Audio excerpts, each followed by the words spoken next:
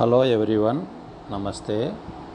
This is Daniel, Public Prosecutor from Hyderabad. Today, I would like to discuss about the domestic violence case. This case is very useful to wives who are suffering from the hands of husband and in-laws. In this case, there are some important orders in their favor, so they can approach appropriate court by filing domestic violence case and seek those orders which are very useful for their financial support.